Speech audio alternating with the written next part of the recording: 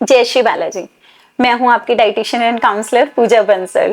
Diet and doctor podcast series में आज हम स्वागत करते हैं हमारे ही सिटी सिरसा से हमारे एमडी फिजिशियन डॉक्टर हैं डॉक्टर सुरेश बिश्नोई जी, जो कि अपना एक प्राइवेट हॉस्पिटल रन करते हैं जीवन ज्योति हॉस्पिटल के नाम से। और मैं मिलवाती हूँ आपको डॉक्टर साहब से, और डॉक्टर साहब अपनी उपलब्धि आपको खुद बताएंगे। सिरसा में वो कितने सालों से हैं और सिरसा से पहले वो कहाँ अपनी सर्विसेज देते थे। तो एक बार हम डॉक्टर साहब से ही आपकी रूबरू करवाते हैं। नमस्कार डॉक्टर साहब। नमस्कार जी डॉक्टर साहब बताइए, आप सिरसा में कब से हैं? मैं सिरसा में हूँ ऑलमोस्ट 2013 से, ऑलमोस्ट 12 इयर्स। इनिशियली मैं संजीवनी हॉस्पिटल में था और 2015 से हमारा जीवन ज्योति हॉस्पिटल, मेरा और डॉक्टर मनीष सिंगला जी हमने जॉइंट वेंचर में ओपन किया था और 10 साल से जनता की सेवा कर रहे हैं। जी बिल्कुल। इससे पहले मेरी MD medicine government medical college Amritsar से की है। ठीक है। और वहीं पे कुछ टाइम सीनियर रेजिडेंसी और इन बिटवीन गवर्नमेंट जॉब भी की थी मैंने टोहाना में, और वहाँ कुछ 2 से 3 साल काम भी किया था यहाँ आने से ओके। हाँ जी। पहले आप गवर्नमेंट सर्विसेज में थे? हाँ, थोड़े टाइम के लिए। और फिर आपने सोचा कि नहीं, मुझे प्राइवेट करना है। हाँ, बस बड़ी जल्दी आपने प्राइवेट की तरफ मूव कर लिया। हाँ जी, हाँ जी, हाँ जी। तो डॉक्टर साहब, सिरसा में आपका कैसा एक्सपीरियंस रहा? सिरसा के लोग कैसे हैं, पेशेंट कैसे हैं? मतलब आप सिरसा में आए हैं 12 साल से। हाँ जी, नहीं बहुत अच्छा है। मैं I belong to this city और सब अपना परिवार है और सभी लोग बहुत मिलनसार है। And I really love this city and people of this city. Basically आप सिरसा से ही हैं? हाँ जी, हाँ जी, हाँ जी। बेसिकली सिरसा से। तो ऑडियंस को मैं बताना चाहूंगी, जो डॉक्टर साहब के साथ आज हम टॉपिक डिस्कस करने वाले हैं वो बहुत ही इंपॉर्टेंट टॉपिक है और अवेयरनेस के लिए ही रहेगा कि आजकल जो फीवर हो रहा है, एकदम से लोगों को अपने आप जो डायग्नोज बनाने की आदत बन गई है कि वायरल हुआ है। तो वो वायरल है, डेंगू है, वो कैसे हमें पता चले? वायरल फीवर में क्या सिम्टम्स होते हैं, डेंगू फीवर में क्या सिम्टम्स होते हैं? तो हम डॉक्टर साहब से ही पूछते हैं, डॉक्टर साहब इन दोनों में डिफरेंस क्या रहता है? मैडम, डेंगू फीवर भी एक तरीके का वायरल फीवर ही होता है और सिम्टम्स होते हैं ऑलमोस्ट सेम होते हैं दोनों के। Fever, high grade fever, headache ये रहता है, पर डेंगू फीवर कई बार कॉम्प्लिकेट कर जाता है जी। तो अगर आपका फीवर 2 से 3 दिन से ज़्यादा रह रहा है, जिसमें हेडेक, हाई ग्रेड फीवर आ रहा है, हेडेक है, तो हमें इन्वेस्टिगेशन सिर्फ इस पर्पज़ के लिए करानी होती है कि हम डिफरेंशिएट करें कि if it is dengue fever तो हमें एक्स्ट्रा कॉशियस रहना पड़ता है जी। डेंगू फीवर कॉजेस डिहाइड्रेशन, तो उस कंडीशन में हमें कई बार पेशेंट अगर ओरली ले रहा है तो उसको हम लिक्विड इनटेक बढ़ाते हैं उसका। ठीक है। और कुछ डेंगू फीवर में प्लेटलेट्स, वायरल फीवर्स में भी प्लेटलेट डाउन जाती है, पर डेंगू में बहुत स्पीड से जाते हैं, स्पीड से और ज़्यादा चली जाती है। तो हमें पेशेंट को एक्स्ट्रा कॉशियस रहना होता है कि जो रूटीन के हम एंटीपायरेटिक होते हैं, मेफ्टाल, कॉम्बीफ्लैम, जो राउंड ओवर द काउंटर मिल जाते हैं, वो हमें अवॉइड करने होते हैं। हाँ, ये पेशेंट जो अपने आप मतलब ट्रीटमेंट लेने लग जाते हैं कि वो सोचते हैं पैरासीटामोल ले ली, डोलो ले ली, इस तरह से टैबलेट्स लेके 2 दिन 3 दिन नहीं, बिना डॉक्टर की सलाह के वो 2 दिन, उन्हें ये नहीं पता कि डोज क्या, बीडी है, टीडीएस है, डोज नहीं पता, एज नहीं पता, बच्चे को भी दे रहे हैं, बड़े को भी दे रहे हैं, बुजुर्ग को भी दे रहे हैं सेम डोज नहीं। हाँ, तो हमें मेन यही होता है कि इफ इट इज डेंगू तो हमें एनएसएइड्स होते हैं, एनएसएइड्स में जिसमें हम इंक्लूड करते हैं मेफेनामिक एसिड, ये जो डाइक्लोफेन है, कुछ ऐसे साल्ट होते हैं जो हमने अवॉइड करने हैं। अगर डेंगू है तो हमारा मेन जो एंटीपायरेटिक ऑफ चॉइस वो पैरासीटामोल होता है, जो एक ब्रांड डोलो आता है, ऐसे कई ब्रांड के नाम से आता है पैरासीटामोल। जो ये हाइड्रेशन के लिए पेशेंट कई बार ओरली लेता है तो उसको बार बार वॉमिट हो रही है। हाँ जी। और फिर आप उसको आईवी फ्लूइड वगैरह, तो कब हमें पता चले कि पेशेंट को अब हमें एडमिट करा लेना चाहिए?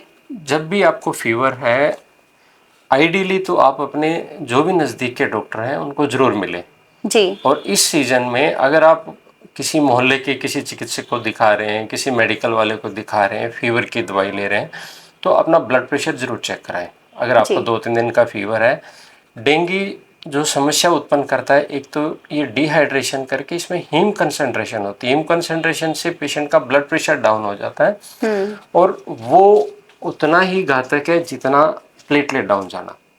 आम पब्लिक के माइंड में जो सबसे बड़ी चीज़ होती है वो प्लेटलेट की होती है। जी। बट एज ए क्लिनिशियन हमारे लिए दोनों ही चीज़ें ज़रूरी हैं, प्लेटलेट भी ज़रूरी है, बट उसके साथ साथ पेशेंट का उचित ब्लड प्रेशर रहना ज़्यादा ज़रूरी है कि पेशेंट में हीम कंसंट्रेशन ना हो। मैं एक वर्ड बार बार यूज़ कर रहा हूँ, हीम कंसंट्रेशन। हीम कंसंट्रेशन का मतलब होता है कि मैं देसी भाषा में समझाऊँ तो कि पेशेंट का खून गाढ़ा हो जाना, जी। कि पेशेंट डिहाइड्रेट होके उसका खून गाढ़ा हो जाता है और ठीक हो उसमें गया। ब्लड प्रेशर डाउन होके पेशेंट एकदम सीरियस हो जाता है। तो हमें उस कंडीशन से बचना होता है। जी। उस कंडीशन से आप तभी बच पाओगे जब आप अपने किसी भी डॉक्टर को चेक कराएंगे। अगर आपका ब्लड प्रेशर डाउन जा रहा है, आप उसके लक्षण जो आमतौर पर हम देखते हैं कि जैसे चक्कर आना, कुछ भी पचना नहीं, अगर आपको कुछ पच नहीं रहा तो डेफिनेटली आपका ब्लड प्रेशर डाउन जी। जाएगा। कई बार डेंगू पेशेंट में जैसे नेजल ब्लीडिंग, गम ब्लीडिंग या ईयर ब्लीडिंग, कई बार कुछ ऐसे भी, या डार्क स्टूल, इस तरह के सिम्टम हो जाते हैं। बिल्कुल बिल्कुल हो जाते हैं। ये जो आपने बताएं ये सारे के सारे साइंस हैं लो प्लेटलेट होने के।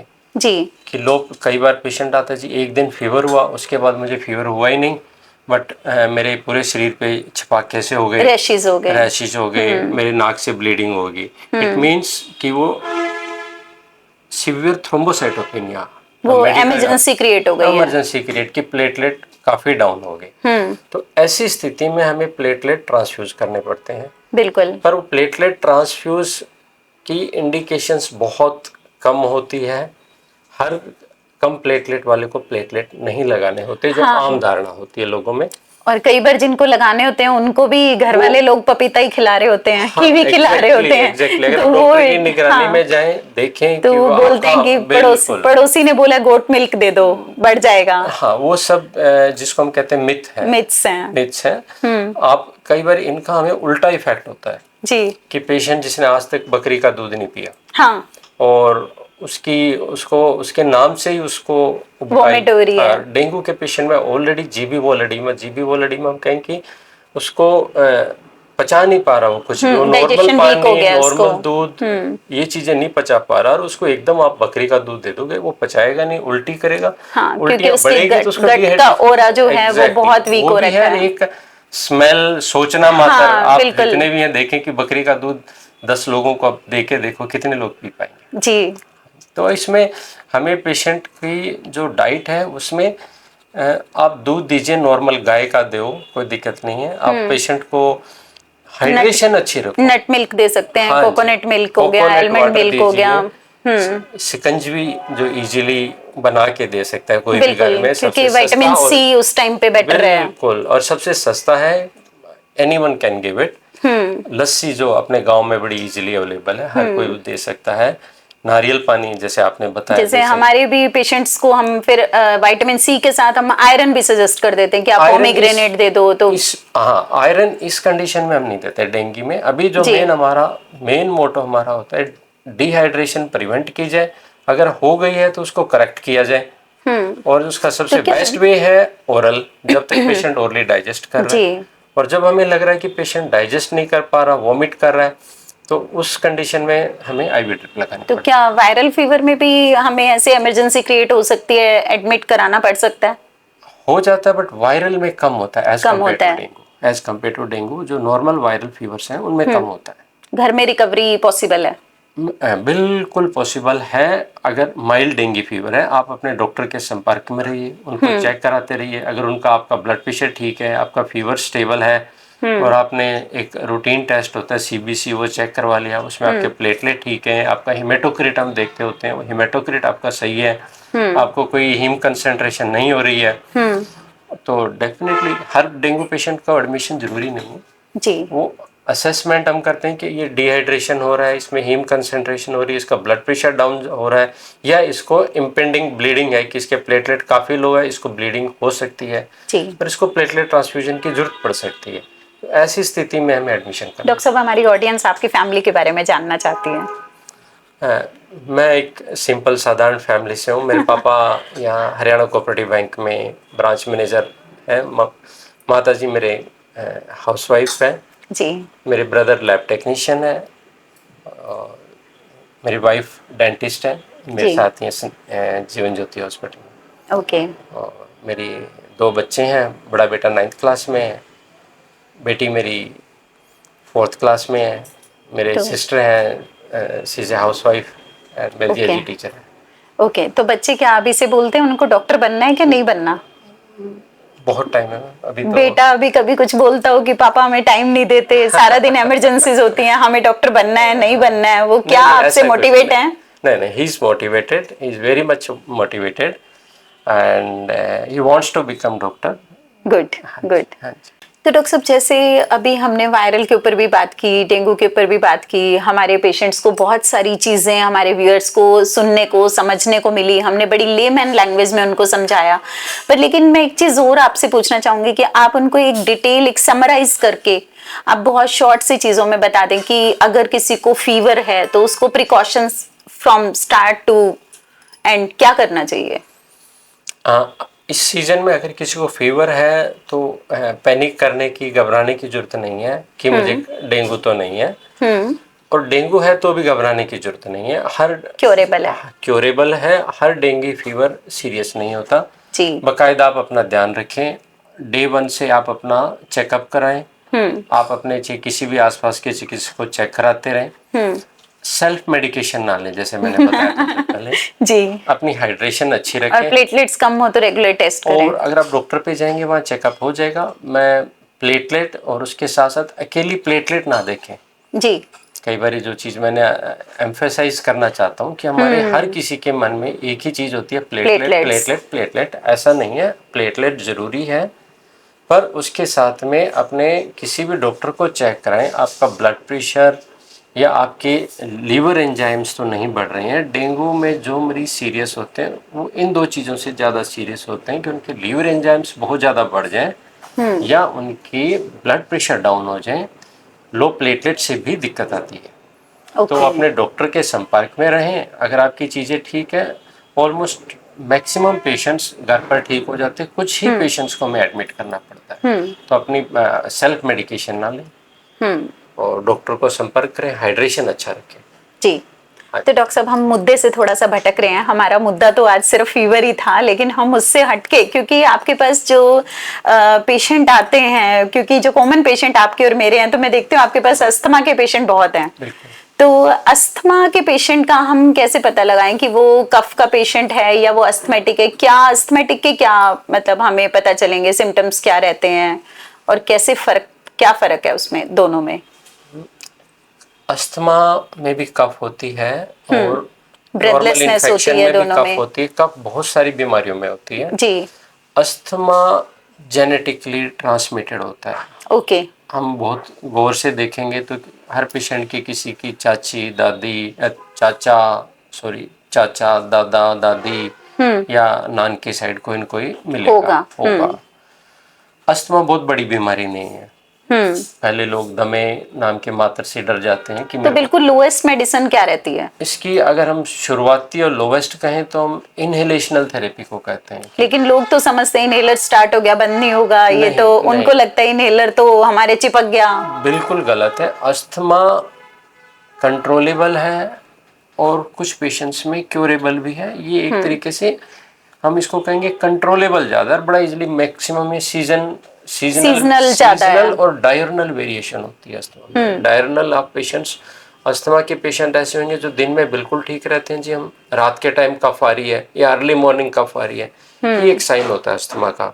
या नाक छींके ज्यादा जो एयरवे है वो इन्फ्लेम्ड हो जाता है। बिल्कुल, इट इज एयरवे डिजीज। इसमें एयरवे डिजीज, इसमें अपर एयरवे भी इन्वॉल्व होता है और अपना लोअर रेस्पिरेटरी ट्रैक्ट भी इन्वॉल्व होता है। वो इन्फ्लेमेशन की वजह से ब्रेथ उसका थोड़ा सा डिस्कम्फर्ट हो जाता है। डिस्कम्फर्ट। इस सीजन में अस्थमा के पेशेंट ज्यादा इसलिए आ रहे हैं कि इस टाइम पोल्यूशन ज्यादा होता है थोड़ा। जी बिल्कुल। एक तो हार्वेस्टिंग सीजन होता है गांव में, और शहर में भी जैसे मंडी है तो जैसे धान आना स्टार्ट, अपने एरियाज में मंडी होती है तो उसकी डस्ट होती है। कुछ सीजन चेंज हो रहा होता है, टेम्परेचर की वेरिएशन भी होती है। तो पेशेंट जो भी अस्थमा है, जिसको भी है, वो धूल मिट्टी धुएं इनसे बचाव रखें जी। टाइमली अपने मेडिकेशन लें। अगर आपको डाउट है कि आपको अस्थमा है या नॉर्मल, आप अपने डॉक्टर को, चिकित्सक को दिखाएंगे। तो कुछ साधारण टेस्ट होते हैं, जैसे एक पल्मोनरी फंक्शन टेस्ट होता है, उससे पीएफटी उससे कंफर्म हो जाता है। और क्योरेबल डिजीज है, इनहेलर बिल्कुल भी गलत नहीं होती। और inhaler inhaler first safe line है। मेडिकेशन होती है और उसके बहुत कम साइड इफेक्ट मतलब होते सीधी सी भाषा में जो गोली कैप्सूल खाते हैं उससे इनहेलर सेफ है। हैं।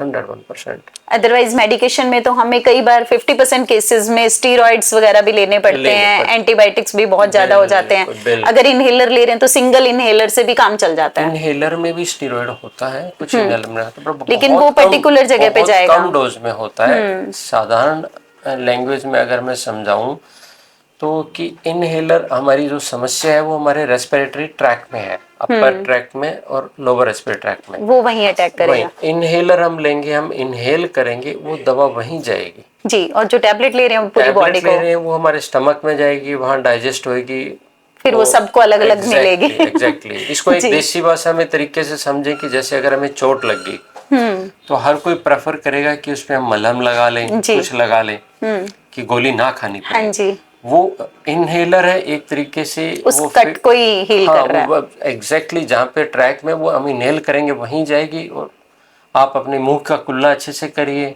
गार्गल कर लीजिए, वो दवा आपके मुंह और गले में नहीं रहेगी, तो उसके साइड इफेक्ट्स ना के बराबर बहुत कम है। जी। हाँ, अगर आप हार्ट के पेशेंट हैं तो आप अपने डॉक्टर की सलाह जरूर लें कि कुछ इनहेलर्स होते हैं वो जो हार्ट के पेशेंट में उनकी डोज सेट करनी होती है कि कहीं उनसे उनके हार्ट रेट ज़्यादा ना बढ़ जाए। जी, तो डॉक्टर साहब हमारी पॉडकास्ट सीरीज के बारे में क्या कहना चाहेंगे? हमने जो स्टार्ट किया हुआ है अभी अवेयरनेस के लिए, आप उसके बारे में कुछ 2 शब्द कहें। ये बहुत ही अच्छा इनिशिएटिव है। इससे पेशेंट्स को आपकी डाइट के बारे में जो आप नॉलेज बांटते हैं उसके साथ साथ हमारे क्लिनिशियंस के इनके जो थॉट्स हैं, बहुत बारी पेशेंट को हम ओपीडी में कम टाइम होता है नहीं बता पाते जी। या सिम की मैक्सिमम पेशेंट्स की क्वेरीज होती हैं, तो हो सकता है उन पेशेंट्स की क्वेरीज वो तो वैसे भी आपके रेफरल आ जाते हैं। डॉक्टर साहब ने बहुत अच्छी अच्छी जानकारी हमें दी। हमने इनसे अस्थमा वाला जो टॉपिक था वो तो हमने स्पेशल ले लिया, बीच में डाल के इनको बिना बताए बुलाया तो इनको फीवर के लिए था, और बीच में हमने अस्थमा की भी जानकारी ले ली। तो डॉक्टर साहब का हम अपने diet and doctor podcast series की तरफ से बहुत थैंकफुल हैं, धन्यवाद करते हैं। और एक चीज मैं ऐड करना चाहूँगा जी कि अभी जो हमें सबसे, हम हर किसी डिजीज के बारे में हम सोच रहे हैं कि इस डिजीज का क्या हल है, क्या किया जाए। हमें कोशिश करनी चाहिए प्रिवेंटेबल मेजर्स पे। जी। जो सबसे जरूरी चीज है कि डेंगू क्यों होता है, डेंगू मच्छर पनपने से होता है, सबको हाँ जी, पता है, हाँ क्लीन जी। वाटर से। फिर भी हम जी। देखेंगे हर मोहल्ले में पानी इकट्ठा है, पक्षियों के लिए वो अभी भी रखे हुए हैं, हाँ, और गाय के लिए लोगों ने वो बना रखा है जिसमें वो पानी इकट्ठा मॉस्किटो ब्रीडिंग हो रही है। आप वाटर मॉस्किटो स्टैग्नेशन। ब्रीडिंग रोकिए, आप मॉस्किटो से बचिए। सेम अस्थमा है, अगर कुछ चीजें हम अवॉइड नहीं कर सकते पर अगर मास्क वियर कर लें। आप मास्क वियर करें, जहाँ पे झाड़ू बिना मिट्टी उड़ाई हो सकती है वो, जहाँ पे धुआं ना हो। कई बारी बहुत जगह हम देखते हैं कि अननेसेसरी कचरा जलाया जा रहा होता है, तो ये तो प्रिवेंटेबल उन जगह मेजर्स से आप अपने आप को थोड़ा सेफ करें। आपके पास मास्क नहीं है तो हैंकी, दुपट्टा, जो भी आप उसे कवर कर लें। इन चीजों को ना ही हो, आप धुआं, मिट्टी, मच्छर, इनसे बचेंगे तो ये दोनों चीजें नहीं। सोसाइटी में सबको तो नहीं समझाया जा सकता, लेकिन जो लोग हमारा सीरीज देख रहे हैं तो वो जितना, जिस हद तक डॉक्टर साहब ने जैसे कि समझाया कि जितना हम कम कर सकें उसे, तो वो बेटर है। Thank you sir. Thank you. जय श्री बालाजी।